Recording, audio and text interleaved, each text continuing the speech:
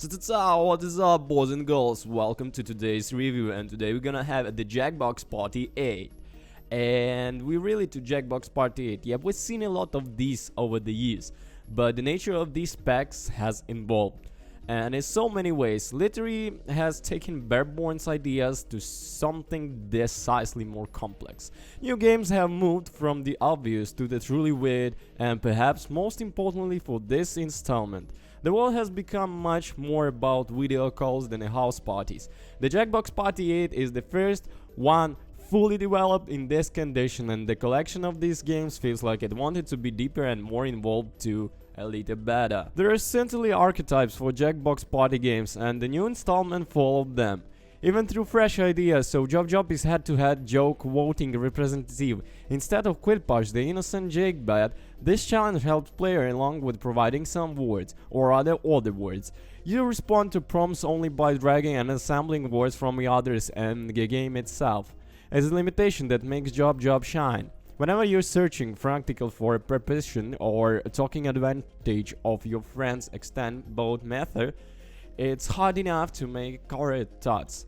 And that means there's something funny without a lot of trying. These joke games have always been great for the jesters in your playgroup, but Job does a lot to keep everyone else engaged too. The Drawful Animate, it's a draw one. You know there is be a drawing one. Drawful Animate brings 2-frame animation to the well-done drawful formula. As such, yeah, there's more drawing work to do. Still, ideas come to life, even simple ones, with just a bit of action. There's not only much to explain about the Drawful Animate if you played another game in the series, but hey, it doesn't change the pacing. Drawings take a bit longer if your group has gotten comfortable with the TQA formula of the quality peeping for a while before a quick payoff. It would seem so bad through. And it's something of a theme throughout the Jackbox Party Pack 8.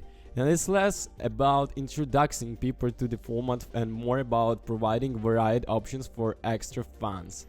All the games in this pack have clever endearing visuals, but we are calling out the centipede corgi that keeps track at the time particular favorite. Without that level, pal. The Pole Mine. It's a stream game in a pack. It's the Pole Mine, but it's fun offline too. In it, you rank options is a set, like a battle on ornaments or scary monsters. This part feels a bit like party board game gift trap, forced to pick between things and less than optimal. From there through, you divide it into 2 teams and things feel more like family food. Each takes turn choosing an option, hoping it was in aggregate ranked with a certain window, like top 3 or 2, 2, 4. Getting one right earns your team a torch, while missing loses you are. Torches are lives in the final round, and whichever group stays alive or gets out with the most touchers wins. The Pole Mine transforms depending on the context, as a smaller group makes it more of a tactical game. Your team know how to represent your team, obviously, but saying this out loud, your tip will handle the opponent. A big one skews and answers toward the Gaspoid style audience knowledge. The weapons round. But there was already a drawing game in this pack. Indeed, the Jackbox Party 8 has 2 games about quick sketchers. There is only a bit different through. You're trying to hide a telltale letter in that art will give yourself away. One letter you miss is username picked your calling card, and the other players can compare art of murder with another. You need to try the spot in the boat and catch you. This is honestly all over the place. There is naming of an accomplice that is true for to guess. They're avoiding about which art to investigate. It never feels like weapon drawn knows entirely what it wants to be. Still, there is some fun in trying spot letters. The second round keeps the same letter for you art, but uses different writing styles to make it truly two. We appreciate the ambition, but this is one truth to get your mind around most of the time. The Wheel of Enormous Proportions. Trivia. Jackbox wouldn't be Jackbox without some trivia. The Wheel of Enormous Proportion is the 1-part Wheel of Fortune and the 1-part Legends of a Hidden Temple, adding spinning for points with a big Asian face that tax a lot.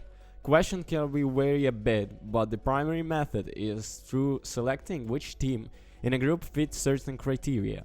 The more you get right, the more points you get, but also you get more wedges to place on the wheel to earn your points.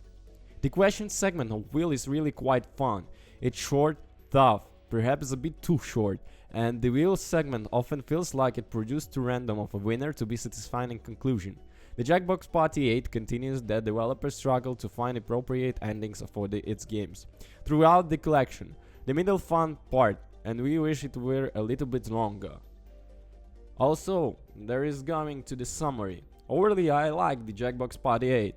I've been enjoying messing around with it with my friends, and will definitely keep delving into Drawful Animate and Weapons Round. On the other hand, I find the trivia games to be a bit dull, and I think the pole mine has a short shelf life, at least when it comes down how I like to play a game. So what about bad? What about goods?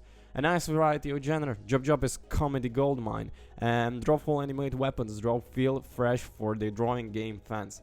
Thank you so much for watching, guys. Don't you forget to comment and subscribe. Peace.